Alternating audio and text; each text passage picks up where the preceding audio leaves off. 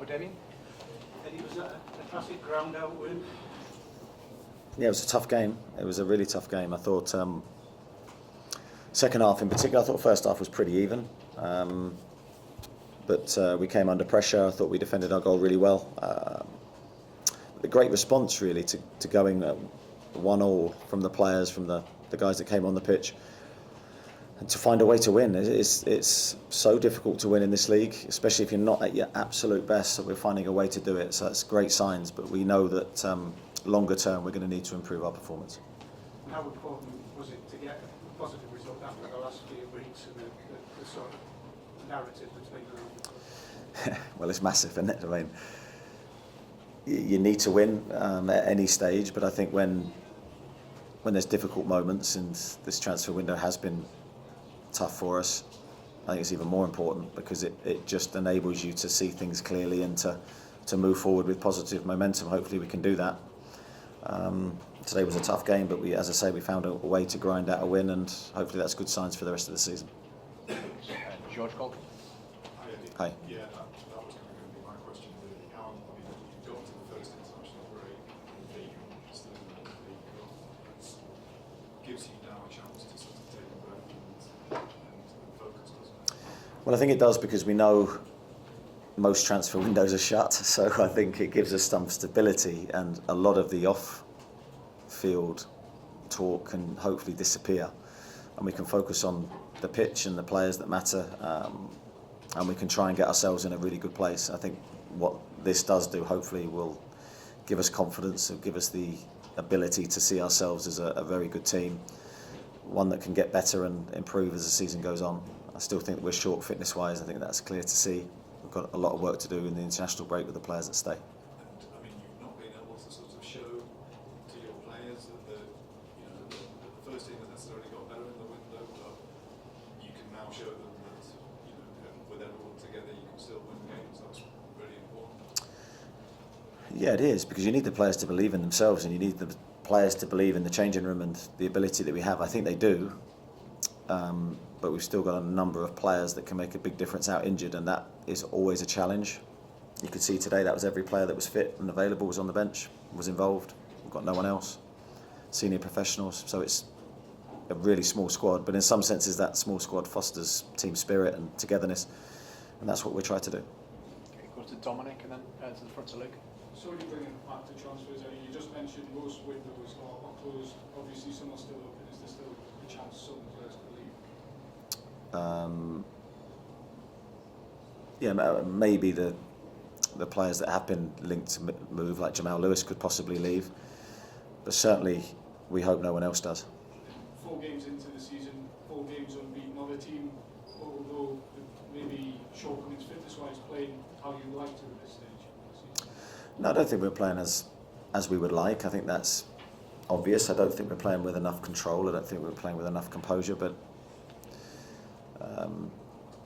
what we are showing is the defensive and aggressive qualities that you need. I have to say we're defending very well. When you look at how much ball Tottenham had around our box today, I thought the back four, in particular, and Nick, were magnificent in repelling their threat. Made some really good defensive actions. But on the ball, I think we've got a lot of work to do. Our attacking play is not kicked into rhythm yet. But in saying that, today I still thought we could score at any stage of the game, and before they scored, I thought we missed a great chance to go 2-0. Very similar to the goal that we did score when Jacob makes that brilliant pass to Alex. And I thought we looked an attacking threat while not having a lot of the ball. Thanks. Go to Luke, Craig, and then Scott. Watching Anthony Gordon quite closely today, what's the kind of issue with him? Is it a lack of fitness at the moment? Yeah, I think Anthony's had an unusual summer by his standards, a long stretch at the Euros where he didn't play, so naturally I think that's a long period without game sharpness and everything that you need to get. Then he comes in for us, he has a 2-week pre-season. Pre-seasons are usually 5 to 6 weeks. So I think it's clear that Anthony's slightly off on his normal fitness levels, especially where he was last year, where he worked tirelessly to get into the best physical shape he could be. And at the moment we're trying to get him fit in the games. We're trying to leave him on the pitch as long as we can, knowing that we can't really train him because we had a busy spell. So he's getting his fitness from the matches, which is never ideal, but he will be fine.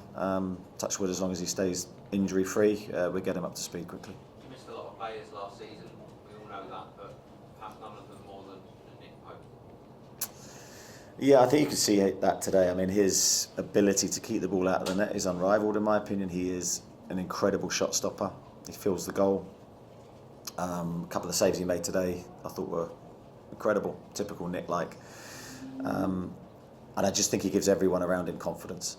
So you can't underestimate the power of your goalkeeper. We certainly don't, and that's like Martin did a really good job for us last year. But Nick has unique skills, as Martin does, and it was a great performance from him today. Craig? Eddie, there was a Saudi contingent there today. Have you had a chance to speak with them? And if so, what was the message been?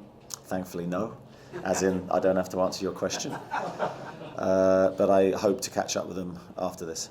When we last spoke to you on Friday morning, there was still 12 hours in the window to go. You said you answered our questions then, but now you've had 36 hours to reflect on what happened or what didn't happen. Where are you at in terms of that? Can you give us your sort of summary of the window? Challenging. In one word? Loads, if you want. No, one word's good. Challenging, because we knew going into the window it was going to be challenging, and it proved no different. And that, I do say, repeat myself, because it's the only thing I can do, is tell you my feelings, is that'll be the same for everyone connected with the club. There's no one in a different position who's connected with the club that's wanting to do as good a job as we all can and try and improve the squad. It was challenging, but by not spending any money, I say any money, we did spend a bit of money, but by not spending the sums that maybe was expected, hopefully that helps us in future windows. I don't know as I sit here today, but hopefully that gives us a bit more freedom in the future to be a bit more proactive. Scott? Sorry, it seems like these transfer questions never going to end, so I apologise. But Kieran Trippier, there has been talk today of supposed Turkish interest. That window's still got 2 weeks. I mean, is there anything changed in his situation with you, or are you still very much firm that you want Kieran Trippier here until January at the very least? Yeah, absolutely. I want Kieran here. That hasn't changed, and that won't change. Now, I woke up to sort of the stories via a few messages, as you do. So it's the first I'd heard of it. And when we talk about players coming into the team, and we saw it last season where players had to do that. I mean, Emil, the role that he's played in Fabian's absence, I guess, shows that while you have got a small squad, the importance of those type of players to be able to do that is going to be massive, isn't it? Yeah, I mean, I think what it does do, I said earlier that everyone who was fit today is involved, this highlights how important every single player is. And we have to get, as I said yesterday, we have to get the best out of every single individual. And you look at Emil as a player, he's never really played centre-half in a back four before. I don't believe. He might say different, but I don't believe he has. I've not seen him do it. He certainly played in a back three before, but a back four to a back three is totally different. He has done brilliantly in Fabian's absence, I have to say. I think he's very, very dependable. First and foremost, he's a great character. He wants to play for Newcastle. He's absolutely motivated to improve. Full credit to him. Okay, we'll go to Mark, Lee, and we'll finish with Aaron, please. Eddie, we're not used to seeing Newcastle teams kind of, it's 2 games now running where you've probably not had much possession, we stepped off a little bit more than we ever seen before. That's not like a deliberate thing, is it? It's more to do with obviously losing the man in the first game, but also maybe just not being quite fit. Is that fair to say? Yeah, I mean, that is fair to say. I mean, you say you've not seen Newcastle teams before. That I have. No, not seen your team. My not- teams. not Yeah, Newcastle but teams. there have been games where we've had to do that. The plan today was a mixture in our game. As I said before, I think after the Wolves game here last year, we change our tactical plan, whether people see it or not, regularly. We don't just have one way of playing and that's it. We're constantly changing. You have to, because the opposition you're playing against are different as well every game. So the plan was to be not without the ball as long as we were today, but we knew there would be spells where we wouldn't have it.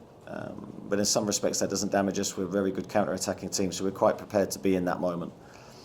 But longer term, we know we need more of the ball, and we will endeavour to have more of the ball. Certainly, that isn't something that we plan to go into any game planning to be without the ball for long periods. But sometimes that happens. You have to suffer that while trying to find a way to win. Just finally, Harvey Barnes, because we didn't see that much of him last season because he was injured and stuff. He's looked really good so far this season. That was great. Yeah, it was a brilliant goal. It was a typical Harvey finish, really. I think he has the ability to not just finish really well, but just take up great positions to score goals. You look at his record, it is incredible for a wide player at this level. So really pleased for him. He's fighting for a place in the team. That will only inspire us. You see Jacob Murphy's contribution when he came on with a brilliant assist. So that's good to see. Lee Ryder? Eddie, it sounds like you're looking forward to being in charge of your own destiny in some ways now, because the window's shut, you get on the training field, and results are probably the only way to respond sometimes. Yeah, I mean, that's the only way I know. I mean, the transfer side of football now is so big that you can't, as a manager, control all of that. You're very much concentrating on your own job, which is coaching, training, style, which we're working towards. But you know how important the transfer window is to everything that you do, and your future success depends on how successful you are in the window. So, as I said earlier, hopefully it gives us a bit more freedom in future windows. Just on the sort of togetherness of the team, so you had owners here today, that I suppose that's got to drive you forward now, between now and January. The togetherness. I think it always drives me forward. I think when I come to work every day and you're interacting with the staff and the players that we have here, it's an absolute privilege and a pleasure to be with them all. I think we have a great team spirit. It's something that we have to protect at all costs. And in part that does go back to the transfer window. We have to bring the right characters to the group. The characters we brought in so far have helped us get where we are. Okay. Aaron to finish? Hi, Sandro Sarrios, a lot of support for him today. What did you think about from the supporters? Yeah, I didn't know what was going to happen, so the Wall Flags display was a brilliant surprise when I walked out. Visually, it was incredible. I'm sure Sandro, well, I could see Sandro, who, because he was near me, was emotionally moved. Brilliant. Thought his performance when he came on was outstanding. He helped us in a moment of need. Just amazing from the supporters, and again, it doesn't surprise me, but it is so important that the relationship between players and supporters is strong, and that's something again that we have to take ownership of as from our side and make sure we're giving our all every time we wear the shirt. And now that we've seen him for 2 games, how far away do you think he is physically from sort of the break suspension? Like a number of our players, I think he's got some work to do, but he'd be pleased, I think, with 2 contributions. The contribution he made on Wednesday, which was really good, and today again, Premier League game, very different to the Nottingham Forest game. When he came onto the pitch, we were in need of a spark, and I felt with the other substitutes, I thought he gave us that. Thanks, everyone. Cheers. Thank you. Thank you. Cheers. Thank you.